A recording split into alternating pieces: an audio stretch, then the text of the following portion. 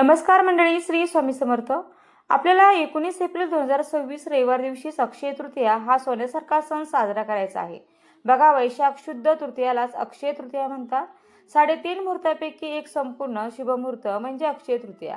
हा श्राद्ध दिवस सुद्धा मानला जातो. हा दिवस पितरांचा सण म्हणून सुद्धा आपण साजरा करत असतो. बघा, या दिवशी केलेले दान, हवन, तर्पण, पूजा, जप इत्यादी पुण्यकर्म आपल्याला अक्षय फळ देत असतात. थोडक्यात काय, आपल्या पितरांचं ऋण फेडण्याचा हा दिवस असतो. तसेच हा दिवस परशुराम जयंती म्हणून सुद्धा आपण ओळखतो. अक्षय तृतीयालाच आखातीज असे सुद्धा म्हटले जाते. हा एक अत्यंत शुभ दिवस असतो आणि या दिवशी भगवान विष्णू, भगवान श्री गणेश, माता लक्ष्मींची पूजा देखील केली जाते. अक्षय हा शब्द अनंत किंवा शाश्वत आहे, जो शब्दांच्या संबंधित असीम भाग्य आणि समृद्धीचा प्रतीक आहे.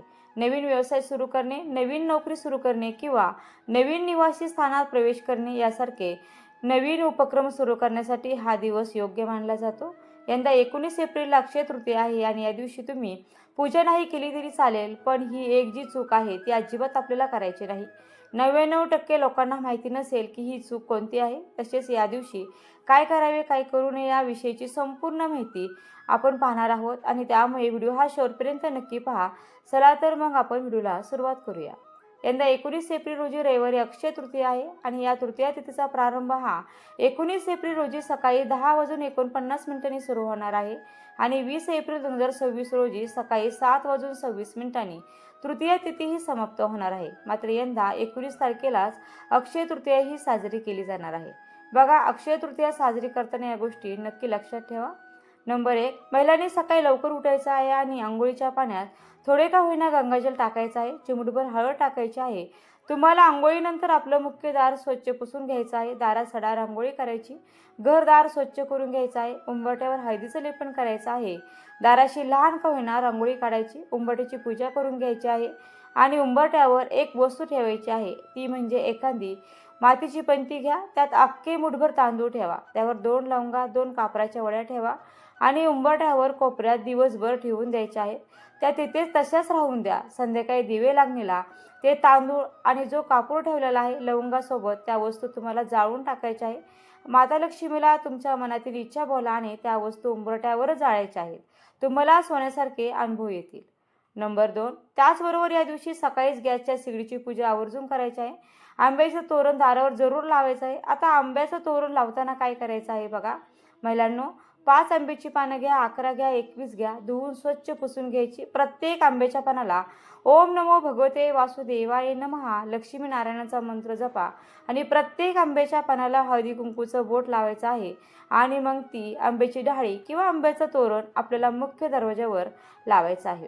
नंबर 3, मुख्य दरवाजावरती ओल्या हळदीने किंवा कुंकवाने स्वस्तिक काढायचा आहे. त्याचबरोबर गॅस शेगडीच्या भिंतीवर आपल्या मुख्य देवघराजवळ एक स्वस्तिक काढा. तुम्ही तिजोरीवर स्वस्तिक काढायचं आहे. जिथे जिथं तुमच्या लक्ष्मीवर्धक गोष्टी ठेवल्या आहेत तिथे तिथे तुम्हाला स्वस्तिक काढायचं आहे. मग तुम्ही हळदीने काढा किंवा हळदी कुंकू एकत्र करून त्यामध्ये गुलाबजल टाकून काढा. लक्ष्मीनारायणाचा मंत्र जपा आणि मग स्वस्तिक काढायचं आहे. यामुळे सुद्धा माता लक्ष्मी प्रसन्न होतात. नंबर 4, या दिवशी भगवान श्रीहरी विष्णूंची विष्णू सहस्रनामावली ही सेवा आवर्जून करा. 1 वेळा किंवा 11 वेळा व्यंकटेश स्तोत्र पठण करता आलं तर जरूर पठण करायचं आहे. सकाळी करा, संध्याकाळी करा, पण आवर्जून करा. जमलं नाही तर यूट्यूबवर लावून द्या. नंबर 5, तुमच्या कुलस्वामिनीचा टाक असेल, फोटो असेल, देवी आईला कुंकुमार्चन या दिवशी आवर्जून करायचं आहे. नंबर 6, त्याचप्रमाणे अक्षय तृतीयाला देवी देवतांना छान या दिवशी अभिषेक सुद्धा करायचा आहे. पंचामृताने करा, गाईच्या दुधाने करा. थोडा केसर असेल तर दुधात केशर टाका आणि केशर मिश्रित दुधाने आवर्जून लक्ष्मीनारायणाला, गणपती बाप्पा, जेवढे देवी देवतांच्या मूर्ती असतील तेवढ्यांवरती केशर मिश्रित दुधाने अभिषेक करावा. नंबर 7, बघा, माता अन्नपूर्णाला देवघरात स्थापन करताना छान असं वाटीवर तांदूळ घ्या. त्यामध्ये अन्नपूर्णा मातेची मूर्ती स्थापन करा. अन्नपूर्णा मातेला ओम अन्नपूर्णाय नमः, ओम अन्नपूर्णाय नमः मंत्र जपा. सकाळी देवघरात सुद्धा एक अखंड दिवा लावून द्यायचा आहे. विझणार नाही याची काळजी घ्या. एक दिवा तुळशीजवळ लावा. एक दिवा मुख्य दरवाजापाशी लावा. प्रत्येक दिव्यामध्ये 2-2 लवंगा टाकून द्या. तसेच दिव्यात 1-1 कापराची उडी टाका. चिमूटभर हळद टाका. देवघरातील दिव्यात पण, तुळशीजवळ पण आणि मुख्य दाराशी सुद्धा. आणि अशी दिव्यामध्ये ही सेवा करताना लक्ष्मीनारायणाचा मंत्र जपायचा आहे. आणि एक दिवा पितृदेवांच्या नावाने दक्षिण दिशेकडे लावायचा आहे. त्यामध्ये फक्त आपल्याला काळे तीळ हे टाकायचे आहेत, इतर वस्तू टाकायच्या नाहीयेत. नंबर 8, अक्षय तृतीयेला देवघरात वाटीभर धणे आणि एखादा गुळाचा खडा किंवा साखर, वाटीभर धणे किंवा गूळ माता लक्ष्मीसमोर तो नैवेद्य दाखवायचा आहे. आपण तर पूर्णावरणाचा नैवेद्य किंवा इतर गोडाधोडाचा नैवेद्य दाखवतच असाल, तरी पण तो नैवेद्य दाखवल्यावरती सुद्धा वाटीभर धणे, गूळ किंवा साखर याचा नैवेद्य माता लक्ष्मीला जरूर दाखवायचा आहे. आयुष्यभर तुमच्या घरात धनधान्य, ऐश्वर्य, सुख, संपत्ती कशाचीच कमी पडणार नाही, म्हणून वाटीभर धणे आणि साखर हा नैवेद्य माता लक्ष्मीला जरूर दाखवायचा आहे. या दिवशी थोडेसे धणे आपल्या कुंडीत जरूर पेरून द्या आणि त्याची जी कोथिंबीर उगवेल ती तुम्ही जेवणात प्रसाद स्वरूपात वापरायची आहे.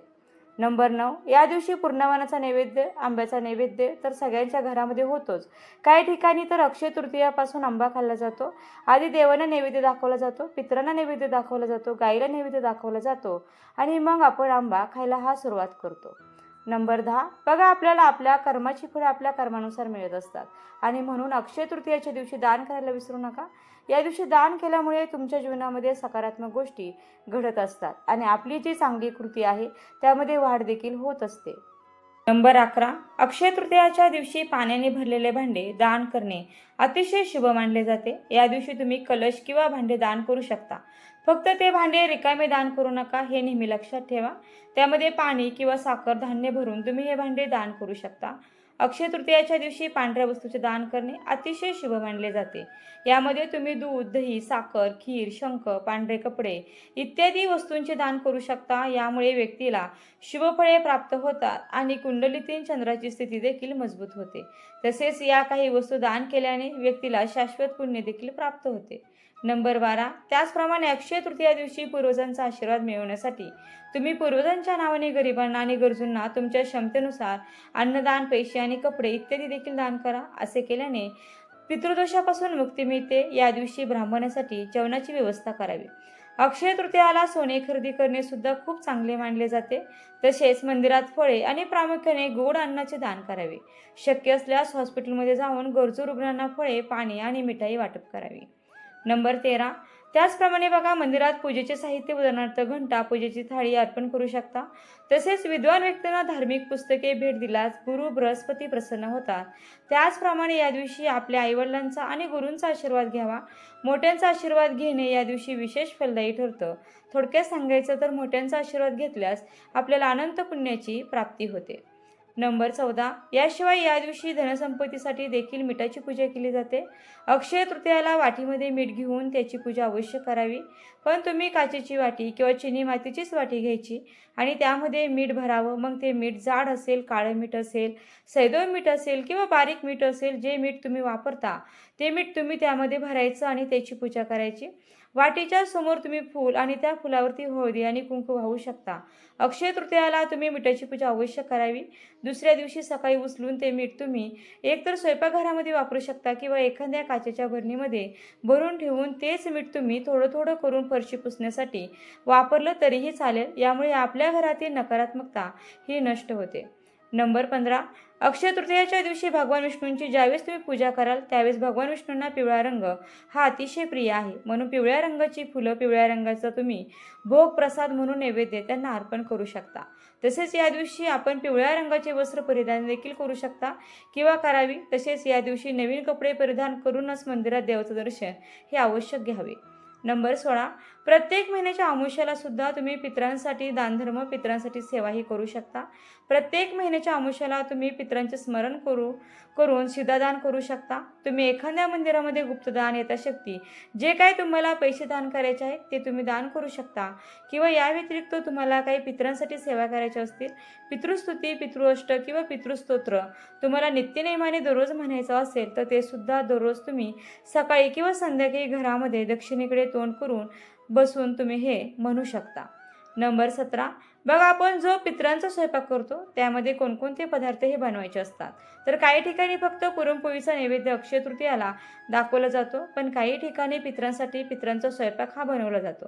तर पितरांच्या स्वयंपाकामध्ये आवर्जून तांदळाची खीर ही सगळ्यांकडेच बनवली जाते.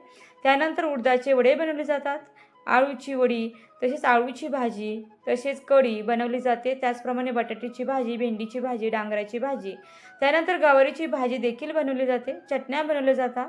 चटणीमध्ये स्पेशली तिळाची चटणी आणि जवसाची चटणी ही बनवली जाते. त्याचबरोबर कोशिंबीर, पंचामृत, बऱ्याच ठिकाणी मेथीची भाजी, कारल्याची भाजी हे सुद्धा बनवलं जातं. आणि याचबरोबर लिंबू, तूप, भाजलेले किंवा तळलेले पदार्थ जे असतात ना, तर ते सुद्धा पितरांना खूप आवडतात. नंबर 18, पितरांच्या स्वयंपाकामध्ये कांदा लसूण वापर अजिबात करायचा नसतो. कांदा लसूण विरहित जेवण जे आहे ते पितरांसाठी बनवायचं आहे. आणि पितरांच्या स्वयंपाकामध्ये शेवगा, वांगे किंवा गाजर या 3 भाज्यांचा वापर मात्र अजिबात किंवा चुकून सुद्धा करायचा नसतो. नंबर 19, पितृभोजन होईपर्यंत घरातील सर्वांनी, तुमच्या भावकीतील असतील, तुमच्या घरातील असतील सर्वांनी लहानांपासून ते मोठ्यांपर्यंत उपवास करायचा असतो. जे काही आपण स्वयंपाक पितरांसाठी जेवण बनवलेलं आहे ते उष्ट देखील करायचं नसतं आणि स्वयंपाक बनवताना चाकून देखील खाऊन पाहायचं नसतं. नंबर 20, पितरांसाठीचा स्वयंपाक करत असताना दुसऱ्याबद्दल वाईट बोलणं, रडणं, पडणं किंवा खूप खुशी आनंदाने स्वयंपाक करणं, तर या गोष्टी करायच्या नाहीत. नॉर्मल जसं आपण स्वयंपाक करतो किंवा जास्त कोणाबद्दल काही बोलायचं नाही, आपापलं काम आपण करतोय, तर अशा पद्धतीने स्वयंपाक जो आहे तो तुम्हाला पितरांसाठी करायचा आहे. आणि पितरांच्या स्वयंपाकाला कधी नावं देखील ठेवायची नाही. भले तुम्ही कोणाकडे पितरांचं जेवायला गेलात किंवा आपल्या घरी जरी बनवलं तरी तुम्ही जेवण करताना किंवा जेवण झाल्यावर सुद्धा नावं ठेवू नका.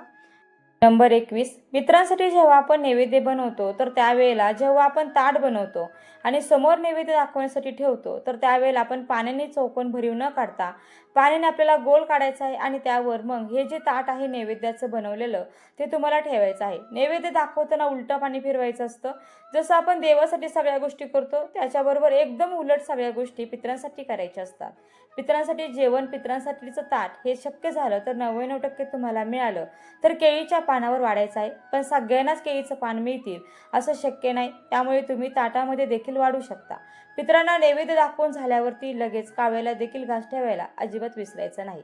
नंबर 22, केळीच्या पानावर जेव्हा आपण जेवण वाढतो तर त्यावेळेला केळीच्या पानाच्या मध्यभागी सुरुवातीला आपल्याला शुद्ध गाईचं तूप चमच्याभर टाकून मग त्यावरती भात ठेवायचा आणि मग त्यावरती वरण वाढायचं. इतर वेळी बघा आपण भात वाढतो त्यावरती साधं वरण वाढतो आणि त्यावर आपण तूप वाढत असतो, पण पितरांच्या ताटात खाली तूप, त्यावरती भात आणि त्यावरती वरण असं वाढायचं असतं. आणि लिंबू जे असतं ते सर्वात शेवटी वाढायचं असतं. नंबर 23, अक्षय म्हणजे कधी न संपणारे, अखंड टिकणारी या दिवशी केलेली जी पूजा असेल, दानधर्म असेल, अक्षय टिकून राहतो, कधीही संपत नाही.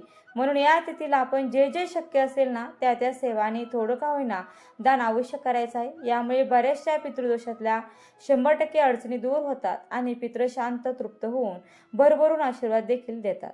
नंबर 24, आता बघा, तुमच्या घरात काहीच करत नसतील, म्हणजे तुमच्या घरात परंपरेनुसार काराकेळी पूजन वगैरे होत नसेल किंवा गावी करत असतील तरी पण काय करायचं आहे, या दिवशी तुम्हाला पितृदोष असो किंवा नसो, देवांची पूजा झाल्यानंतर दुपारी 12 ते 12:30 वाजता एक दिवा दक्षिणेकडे तोंड करून लावायचा आहे. आणि तुम्ही सर्वांनी दक्षिणेकडे तोंड करून बसून आसन घेऊन बसा आणि एक वेळा का होईना पितृस्तोत्र हात जोडून पठण करायचं आहे. आता नाही पठण करता येत, यूट्यूबवर लावून दिलं तरी पण चालेल. आपल्या पितरांसाठी, पितृदोष दूर होण्यासाठी आणि बऱ्याचशा अडचणीतून मार्ग मिळवण्यासाठी, घरात अखंड लक्ष्मी टिकून राहण्यासाठी आपण तुळशीजवळ दिवा तर लावणारच आहोत, अक्षय तृतीयाला मुख्य दाराशी लावणार आहोत. त्याचबरोबर एक दिवा पितरांसाठी सुद्धा आपल्याला दक्षिणेकडे तोंड करून लावायचं आहे. बघा, पितृदोष तुम्हाला नावाला सुद्धा उरणार नाही. तुमच्या पितरांना स्मरण करा, प्रार्थना करा. बघा मग कसे सोन्यासारखे दिवस येतील.